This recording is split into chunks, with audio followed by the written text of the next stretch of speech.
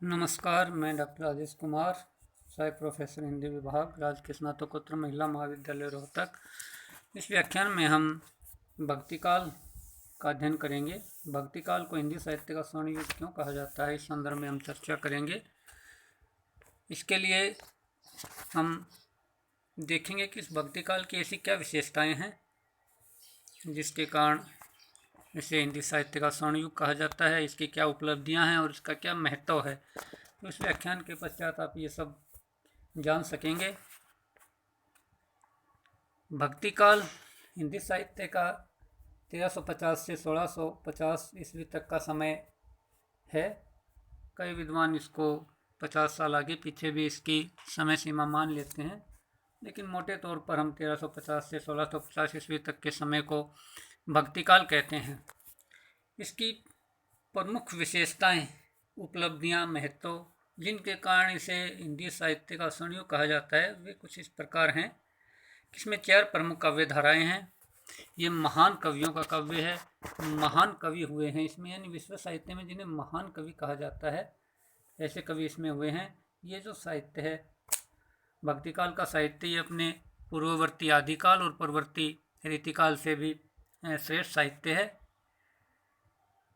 तुम थोड़ी सी इसकी जो 4 काव्य धाराएं हैं और महान कवि हैं, उनका थोड़ा सा विस्तार से वर्णन करेंगे। इससे पहले हम ये अन्य जो बिंदु हैं ये देख लेते हैं कि ये पूर्ववर्ती साहित्य इससे जो था आदिकाल का और परवर्ती इससे रीतिकाल का। तो ये जो भक्तिकाल का साहित्य है, ये आदिकालीन साहित्य से और रीतिकालीन साहित्य से बहुत अधिक श्रेष्ठ है।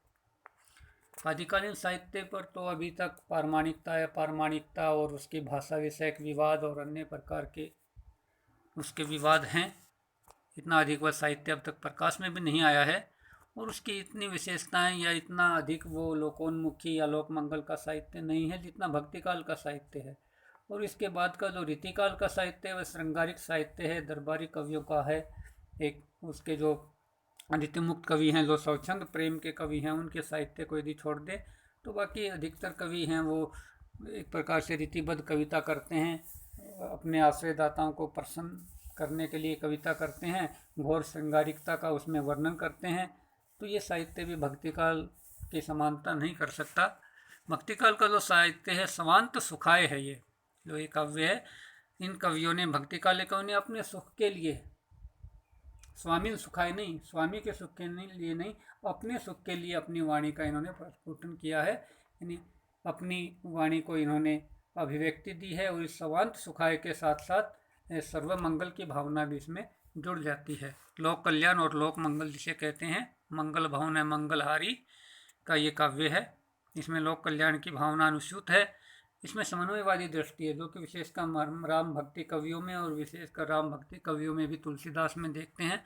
बड़ा ही एक विराट समन्वय की चेष्टा उनका संपूर्ण काव्य हमें दिखाई देती है।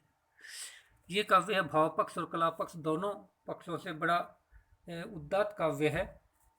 बड़ी इसमें दोनों ही पक्ष इसमें अपने श्रेष्ठतम रूप में आए हैं। चाहे इसमें रस की बात है, रसों की सृष्टि की बात है, चाहे अलंकार की बात है, चाहे भाषाओं के उत्कर्ष की बात है, या शैली या शिल्प की बात है, सभी दृष्टियों से। तो हम इसका थोड़ा सा वर्णन करते हैं इन्हीं बिंदुओं पर और विस्तार से।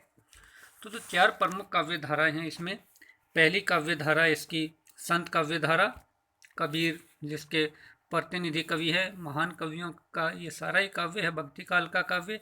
तो कबीर इसके प्रतिनिधि कवि हैं। वो मतलब भारतीय साहित्य के तो है, संसार के साहित्य के भी महान कवि वे माने जाते हैं।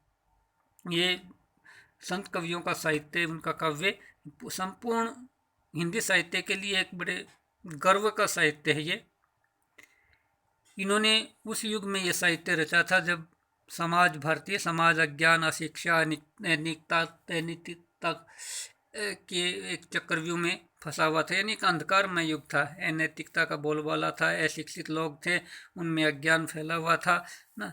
तो ये जो संत कवि हैं ये समाज के निचले तबके से, निम्न स्तर से संबंध रखने वाले कवि थे, लेकिन इन्होंने ज्ञान की एक ऐसी ज्योति जलाई जो आज तक अपूर्व है। उस ज्योति ने संपूर्ण समाज में एक एक ज्ञान की एक चेतना को जागृत किया। उस समय का जो समाज है वह, क्योंकि हिंदू जाति हार चुकी थी, मुस्लिम साम्राज्य यहाँ स्थापित हो चुका था, तो अनेक दृष्टियों से समाज दलित था और एक प्रकार से दुरावस्था को प्राप्त हो गया था, जर्जर भारतीय समाज था। तो ऐसे समय में इन महान प्रतिभाशाली कवियों ने, इन गंभीर चिंतकों ने और स्पष्ट वक्ताओं ने, और साथ साथ ये समाज सुधारक भी थे, इन समाज सुधारकों ने एक ऐसा उदाहरण प्रस्तुत किया अपने काव्य के माध्यम से जो विश्व के इतिहास में शायद ही अन्यत्र मिले। इन्होंने इस मुस्लिम कालीन भारतीय समाज में, जबकि जो शासक वर्ग था उनमें बहुत अधिक उच्चता की भावना थी ना, वो विलासिता के रंग में डूबे हुए थे। आम जो जनता थी वो भी अंधविश्वासों में, आडंबरों में पूरी तरह लिप्त थी। मंदिर, मस्जिद, तीर्थ स्थान, ये सब एक प्रकार से भ्रष्टाचार और विलासिता के केंद्र बने हुए थे। तो ऐसे समय में इन कवियों ने भारतीय जनता को एक ज्ञान प्रदान किया, एक प्रकार से उनका नेतृत्व किया, और इसीलिए ये राष्ट्र दोबारा एक नई आशा और विश्वास के साथ खड़ा हो सका, और एक प्रकार से कहते हैं नैतिक और जो सामाजिक जो विनाश था उससे ये बच सका। तो अपनी अनुभूतियों को, अपने जो भी कहता है आँखिन देखी, जो भी इन्होंने देखा था उस सब को इन्होंने सहज और स्वाभाविक भाषा में, जन भाषा में अभिव्यक्त किया, और एक प्रकार से सच्चे काव्य इन्होंने रचा। इन्होंने अपने मन मस्तिष्क के भाव और विचारों को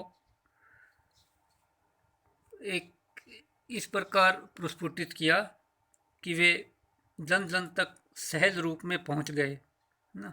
भाव चाहे इनके कैसे भी हों, और यानी भाषा इन्होंने चाहे कैसी भी ली हो, भाव इनके सर्वश्रेष्ठ थे। उन श्रेष्ठ भावों को ही इन्होंने जन सामान्य की जैसी भी भाषा इन्हें मिली उसी के माध्यम से इन्होंने व्यक्त कर दिया। तो इस प्रकार ये काव्य अत्यंत ही एक प्रकार से समाज सुधार की चेतना और समाज में ज्ञान प्रसारित करने की चेतना से अभिभूत ये संत काव्य है। इसके बाद जब हम सूफी काव्य को देखते हैं, मलिक मोहम्मद जैसे कवियों का ये काव्य है, पद्मावत एक महान उनकी रचना है। तो ये देखते हैं कि ये काव्य भी अपनी जो विषय वस्तु है वो बेशक इन्होंने रोमांसिक या प्रेम कथाओं का आधार लिया है, लेकिन उसकी एक ऐसी शैली और एक लौकिक प्रेम के माध्यम से अलौकिक प्रेम की व्यंजना करके, और ये जन सामान्य तक इन्होंने अपने इन प्रेम के सिद्धांतों को पहुंचाया है।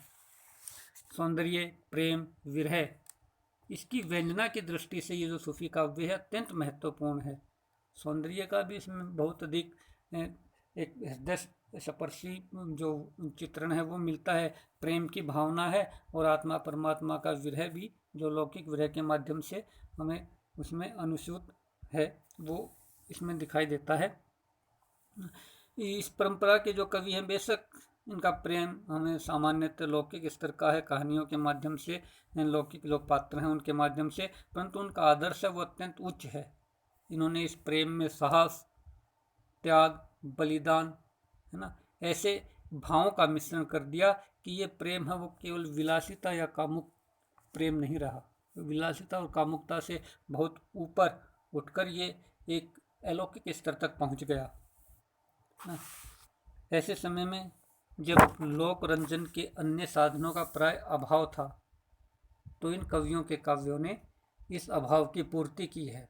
इन्होंने जन साधारण के ज्ञान को भी बढ़ाया है, और अपनी रचनाओं के माध्यम से शास्त्रीय तत्वों का भी प्रसंग अनुसार इन्होंने वर्णन किया है, उन्हें भी प्रस्तुत किया है। शास्त्रीय तत्व भी जन सामान्य के सामने प्रस्तुत किए हैं। तो ये परंपरा इतनी लंबी रही है, इतनी व्यापक रही है, जिसके कारण इसकी लोकप्रियता ही है। यदि ये लोकप्रिय नहीं होती ये परंपरा, सूफी प्रेमाख्यान काव्य परंपरा, तो इतनी लंबे समय तक नहीं चलती, इतनी व्यापक इसका प्रभाव नहीं होता। तो इसकी लोकप्रियता इसके महत्व को ही दर्शाती है। आधुनिक युग में जो स्थान हम उपन्यास साहित्य या कथा साहित्य को देते हैं, वही इस मध्यकालीन प्रेम आख्यान काव्य परंपरा को उस समय प्राप्त था। उस समय हम कह सकते हैं, यानी साहित्यिक जो भूख होती है व्यक्ति की, वह इस परंपरा ने शांत की है।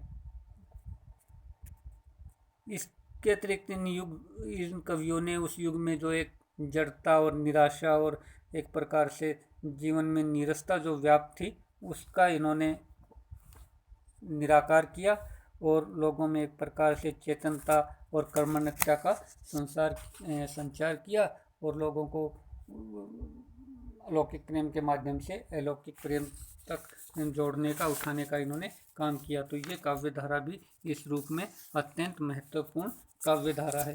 इसके बाद जो सगुण काव्य परंपरा, सुगुण काव्य धारा है, उसमें राम काव्य परंपरा अत्यंत महत्वपूर्ण काव्य परंपरा है, जिसमें तुलसीदास जैसे श्रेष्ठ कवि हुए हैं, जो प्रतिनिधि कवि हैं इसके। इस परंपरा के जो कवि हैं, उन्होंने धर्म और समाज के क्षेत्र में एक समन्वयवादी दृष्टिकोण अपनाया है ना। ज्ञान और भक्ति का समन्वय, समाज में भी अवर्ण सवर्ण का समन्वय, और जो भगवान का जो रूप है निर्गुण और सगुण, उसका समन्वय ना, भक्ति और ज्ञान का समन्वय, हर प्रकार से समन्वय इन्होंने दर्शाया है। तो इस प्रकार ये समन्वय की एक विराट चेष्टा इनके काव्य को, विशेषकर रामचरितमानस को कहा जाता है। इन्होंने महापुरुषों के आदर्श चरित्र और भक्ति की एक व्यापक रूप से स्थापना की है। इसके माध्यम से इन्होंने धर्म रक्षा की है, लोक कल्याण की भावना और समाज के उत्थान में योगदान दिया है। दूसरी ओर ये काव्य, इस काव्य का जो साहित्यिक रूप या जो अभिव्यक्ति पक्ष है, वह भी अत्यंत उदात्त है, उत्कृष्ट है और मंगलकारी रूप है। मंगल भवन है, मंगलहारी राम की कथा है ही। तो प्रत्येक दृष्टि से ये जो परंपरा है, राम काव्य परंपरा, ये भी हिंदी साहित्य के इस मध्यकाल में अत्यंत गौरवपूर्ण स्थान रखती है। इसके बाद जो कृष्ण भक्ति काव्य है, उस काव्य ने भी उस समय के लोक जीवन को एक प्रकार से उसका प्रतिबिंब उस काव्य में हमें दर्शाया है, और ये प्रतिबिंब विशेषकर राधा कृष्ण के लौकिक चरित्र के माध्यम से उभर कर आया है ना। इनका जो काव्य है कृष्ण भक्त काव्यों का, इनका भाव पक्ष कला पक्ष दोनों ही प्रौढ़ हैं, और इस प्रकार से इन्होंने कृष्ण की लीलाओं को प्रस्तुत किया जन सामान्य के सामने कि अल्प शिक्षित या अशिक्षित जनता भी और सुशिक्षित बुद्धिजीवी पढ़े लिखे लोग भी दोनों ही इस काव्य का समान रूप से आस्वादन कर सके। दोनों ने ही इसका आनंद लिया। लेकिन इस काव्य में जो भावात्मकता है और जो संगीतात्मकता है, उसके कारण ये काव्य अत्यंत ही लोकप्रिय हो गया। और इसमें कुछ ऐसे तत्व भी थे पूरे ही, बल्कि भक्ति काल में, विशेषकर कृष्ण भक्ति काव्य में जो श्रृंगारिकता के जो तत्व है, वो बाद में रीतिकालीन कवियों ने भी उन्हें अपनाया है। तो इस प्रकार हम देखते हैं कि ये जो काव्य की जो चार धाराएं हैं, ये अत्यंत महत्वपूर्ण हैं। चारों काव्य धाराएं न केवल उस समय बल्कि आज भी इनका साहित्य बहुत अधिक महत्व रखता है।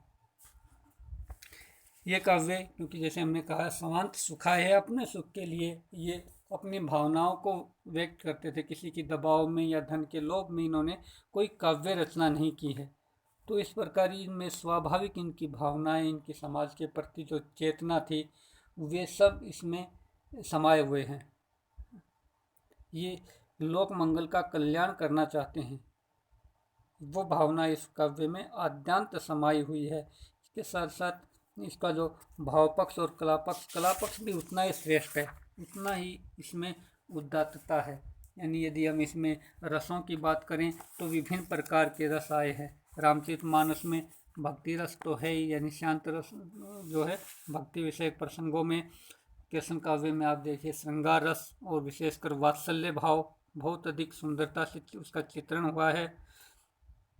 सूफी काव्य में भी आपको शांत रस और अन्य जो रस हैं वे भी दिखाई देते हैं। इसी प्रकार संत काव्य यानी विभिन्न प्रकार के रसों की सृष्टि, रसों का परिपाक इस काव्य में है। काव्य रूप की दृष्टि से देखें तो संत काव्य जहाँ मुक्तक काव्य परंपरा का सुंदर उदाहरण है, वहीं राम भक्ति काव्य एक प्रबंध काव्य है। रामचरितमानस बहुत एक उदात्त प्रबंध काव्य है। संसार के सर्वश्रेष्ठ काव्यों में उसकी गणना होती है। इसी प्रकार मलिक मोहम्मद जायसी का पद्मावत भी एक श्रेष्ठ प्रबंध काव्य है ना। कृष्ण भक्ति काव्यों ने मुख्य रूप से मुक्तक काव्य रचा है, लेकिन उन्होंने भी राधा कृष्ण की लीलाओं को लेकर कुछ ऐसा अब शोध में सामने आया है कि उन्होंने भी अनेक प्रबंध काव्यों की रचना की है। तो विभिन्न प्रकार के काव्य रूप हमें दिखाई देते हैं, विभिन्न प्रकार की शैलियाँ भी दिखाई देती हैं इसमें। सूक्तिपरक काव्य है, संगीत प्रधान काव्य है, नाट्य काव्य भी हैं, गेय काव्य भी है और चरित काव्य भी हैं। सूफी प्रेमाख्यानक काव्य जैसे ना, कथा काव्य भी हैं, उपदेशात्मक काव्य भी हैं। अनेक प्रकार के यानी काव्य के सभी रूप इसमें प्राप्त होते हैं। भाषा की दृष्टि से देखें तो अवध, अवधी और ब्रज दोनों भाषाओं का चरम उत्कर्ष हमें इस काल में दिखाई देता है। तुलसीदास की भाषा बड़ी ही शुद्ध साहित्यिक परिनिष्ठित अवधी भाषा है और वहीं मलिक मोहम्मद जायसी की भाषा वो लोक प्रचलित एक लोक संस्कृति के रस में डूबी हुई खालिस अवधि का मिठास लिए हुए लोक भाषा है। इसके साथ ही जो कृष्ण भक्त कवियों की भाषा है वो ब्रज भाषा है। सूरदास जैसे कवियों ने तो ब्रज भाषा को बहुत अधिक ऊंचे स्तर तक उठा दिया, यानी उसे बिल्कुल एक साहित्यिक भाषा के रूप में बदल दिया और आने वाले अनेक वर्षों तक कवि उसमें साहित्य सृजना करते रहे। वहीं संत कवियों ने अपनी जन भाषा को अपने वाणी का माध्यम बनाया। जो भी जिस भी प्रदेश में वे गए वहाँ की लोक भाषा में अपनी वाणी, अपने उपदेश, अपना ज्ञान उन्होंने जनता में प्रसारित किया। तो इस प्रकार इसमें देखते हैं तो हम अलंकार, बिंब, प्रतीक स्वाभाविक रूप से ये इनकी वाणी में आ गए हैं और इसके कारण ये एक शिल्प और इस शैली की दृष्टि से भी काव्य के जो बाह्य उपादान है इनकी दृष्टि से भी बड़े ही ऊंचे स्तर का ये काव्य बन गया है, इसे हम कह सकते हैं। अब इस काव्य के विषय में अन्य जो प्रमुख विद्वान हैं उनका क्या दृष्टिकोण है, क्योंकि उनकी कही हुई जो इसके संदर्भ में जो उनके मंतव्य है उसके आधार पर भी हम इसे स्वर्णयुग सिद्ध कर सकते हैं। कुछ हम मंतव्य कुछ देखते हैं, मत कुछ प्रमुख विद्वानों के इस संदर्भ में। जैसे पहले आचार्य रामजी शुक्ल हैं, वे इस काल के कवियों के विषय में कहते हैं कि इस काल के जो कवि हैं वे भक्त हैं, समाज सुधारक हैं, लोकनायक हैं, दिव्य दृष्टि उनमें है। तुलसी का काव्य तो गंगा के समान पावन है और सबका कल्याण करने वाला काव्य है। तो विशेषकर तुलसी की बात करते हैं वे। इसके पश्चात आचार्य रामजी शुक्ल ही इसी के विषय में और भी कहते हैं। यहाँ हम जायसी का उल्लेख करते हैं, जायसी की भाषा के विषय में विशेषकर कहते हैं, उससे बहुत अधिक प्रभावित हैं वे कहते हैं सब तरह से जायसी की भाषा देसी सांचे में ढली हुई, हिंदुओं के घरेलू भाव से भरी हुई, बहुत ही मधुर और हृदय हारिणी है। जायसी की भाषा बहुत मधुर है, उसका माधुर्य निराला है। यह माधुर्य भाषा का माधुर्य है, संस्कृत का नहीं। यानी भाषा की मधुरता, इसमें आपको भाषा का मिठास, यानी भाषा का मतलब लोक भाषा। अवध के प्रदेशों में, अवध के ग्रामीण अंचल में प्रचलित जो अवधी वह भाषा है, वह संस्कृत की कोमलकांत पदावली पर का आश्रय नहीं लेती, उस पर अवलंबित नहीं है। उसमें अवधी अपनी निज की स्वाभाविक मिठास लिए हुए है। मंजू, आनंद आदि की चाशनी उसमें नहीं, यानी जो एक साहित्यिक और परिनिष्ठित रस है ना, वैसी चाशनी उसमें नहीं डाली गई है, उसमें तो लौकिक रस है। अवधी की खालिश बेमेल मिठास के लिए पद्मावत का नाम बराबर लिया जाएगा। अपनी सरल किंतु गंभीर, सहज किंतु उदात्त, माधुर्यपूर्ण किंतु गरिमामयी शैली के प्रयोग की दृष्टि से पद्मावत हिंदी में अपने ढंग का सर्वश्रेष्ठ महाकाव्य है। तो ऐसे जिस काल में सर्वश्रेष्ठ महाकाव्य रचे गए हो वो काल निस्संदेह रूप से स्वर्णयुग होता है। उसके पश्चात बाबू श्याम सुंदर दास का मत है, या वे इस युग के बारे में कहते हैं कि जिस युग में कबीर, जायसी, तुलसी, सूर जैसे रस सिद्ध कवियों और महात्माओं की दिव्य वाणी उनके अंतःकरणों से निकलकर देश के कोने कोने में फैली थी, उसे साहित्य के इतिहास में सामान्यतः भक्ति युग कहते हैं। निश्चित ही वह हिंदी साहित्य का स्वर्ण युग था। बाबू श्याम सुंदर दास ही अन्यत्र भी कहते हैं इस युग के बारे में कि अगर हम हिंदी काव्य के वैष्णव कवियों का काव्य हिंदी काव्य से निकाल दें, हिंदी साहित्य से इन संत भक्त कवियों का काव्य हम निकाल दें, तो जो कुछ बाकी बचेगा उस पर हम गर्व नहीं कर सकेंगे। हमारे यहाँ सूर, तुलसी, कबीर, जयसी आदि भक्तिकालीन महाकवि हैं जो माँ भारती के कंठहार हैं। ये काल हिंदी साहित्य के सर्वांगीण विकास का काल है। इसके पश्चात डॉक्टर राम सजन पांडे का इस संदर्भ में हम मत उद्धृत करते हैं। उन्होंने कहा कि शताब्दियों पहले संतों के काव्य के विषय में विशेषकर वे कहते हैं कि जिस भावात्मक एकता के लिए जाति धर्म विहीन मानवता की संकल्पना की थी, वही मंगलोन्मुखी अभिलाषा आज हमारी राष्ट्रीय निधि बन गई है। यानी स्वतंत्रता के बाद भी हमने एक जाति धर्म विहीन, सबको एक समान अधिकार वाली शासन व्यवस्था को अपनाया है। तो ये भाव हमें संत काव्य में मिलता है, भक्ति काव्य में मिलता है, रामचरितमानस जैसे काव्यों में मिलता है। लोक कल्याण की भावना, एक एक कथन निसंदेह रूप से, संतों की एक एक वाणी, उनका एक एक कथन निसंदेह रूप से आज प्रासंगिक है, यानी आज भी वो महत्वपूर्ण है, आज भी वो आउटडेटेड नहीं हुआ है, आज भी उसका उतना ही महत्व है, आज के समाज पर भी वह लागू हो सकती है, आज भी वह उपयोगी है। अस्तु, यानी ये व्यक्ति के लिए, समाज के लिए, राष्ट्र के लिए, नैतिकता के लिए, साहित्य के लिए और मानव के समुत्कर्ष के लिए निर्गुणीय संतों ने जो उल्लेखनीय कार्य किया है, उसके लिए हिंदी साहित्य जगत सदा उनका ऋणी रहेगा। यानी जिन कवियों का साहित्य जगत स्वयं ऋणी रहेगा, तो इसका मतलब वो बहुत ही श्रेष्ठ, बहुत ही महान कवि थे। तो ऐसे कवि जिस काल में हुए, उस काल को स्वर्णयुग कहने में कोई आपत्ति नहीं हो सकती। इसके पश्चात जयप्रकाश नारायण का भी एक मत है। उन्होंने कहा है कि ये कहना गलत होगा कि तुलसीदास अकबर के समय में हुए थे, ये कहना ठीक होगा कि अकबर तुलसीदास के समय में हुआ था।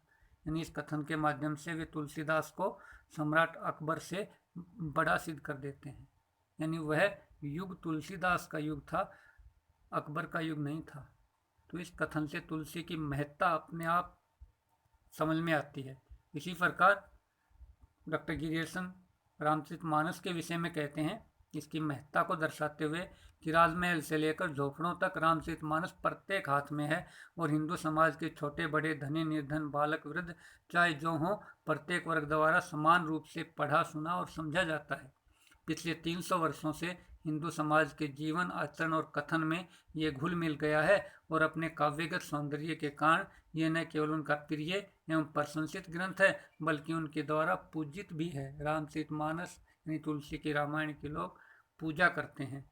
इसके सौंदर्य, काव्यगत सौंदर्य का आनंद तो लेते ही हैं, इसका पाठ भी करते हैं और इसकी पूजा भी करते हैं, ऐसा ये ग्रंथ है। के पश्चात डॉक्टर मुंशीराम शर्मा का कहना है, सूर के विषय में, विशेषकर सूर की भाषा के विषय में वे कहते हैं कि सूर ने ब्रज भाषा को उत्तराखंड की ही नहीं, समस्त भारतवर्ष की भाषा बना दिया। वैष्णव धर्म के संदेश वाहिनी बनकर, यानी इसमें वैष्णव धर्म के संदेश को ये प्रभावित करती थी, संदेश वाहिनी बनकर वह एक और तो यानी बंगाल से लेकर गुजरात और महाराष्ट्र तक में समादृत हुई। यानी इसका आदर हुआ ब्रज भाषा का। दूसरी ओर अपनी कोमलता के कारण अवध, बिहार, पंजाब और दक्षिणापथ यानी दक्षिण तक के क्षेत्रों में भी ये पहुंची और वहाँ के कवियों का कंठहार बनी। इस देश में लगभग 400 वर्षों तक उसने कवियों की जिह्वा पर शासन किया है। यानी ब्रज भाषा ने सूरदास के बाद 400 सालों तक कवियों की जिह्वा पर शासन किया, यानी ये काव्य की भाषा बनी रही। इसके पश्चात डॉक्टर गंगा प्रसाद पांडे का भी मत है, स्पष्ट मत कहते हैं वे कि यह काल हिंदी साहित्य का तथा सारे विश्व साहित्य का निश्चय ही स्वर्ण युग है। यानी न केवल हिंदी साहित्य का ही, बल्कि वे इसे संपूर्ण ही विश्व साहित्य का स्वर्ण युग कह देते हैं। तो इस प्रकार हम निष्कर्ष रूप में कह सकते हैं कि भक्ति आंदोलन में, भक्ति काव्य में युग जीवन की आंतरिक वेदना है, उसकी अनुभूति है, भगवान की भक्ति है, करुणा है, उनकी आस्था है, उसमें निराश जनता के जीवन में शक्ति का संचार इन्होंने किया है। भारतीय चिंतन परंपरा का विकास हमें इसमें दिखाई देता है। इसमें लौकिक तत्व भी हैं और शास्त्रीय तत्व भी हैं। तुलसी के रामचरितमानस को सभी शास्त्रों, सभी वेदों, सभी पुराणों का एक निष्कर्ष कहा गया, यानी सबका रस हमें रामचरितमानस में मिल जाता है। पौराणिक शास्त्रीय कथाएं, प्रतीक, मिथ, विचार, अनुभूति, इन सभी का लोक का अभिमुखी रूप, यानी लोगों की तरफ आम जनता के लिए जो रूप इनका व्यवहारिक है, वह रूप इस काव्य में हमें दिखाई देता है।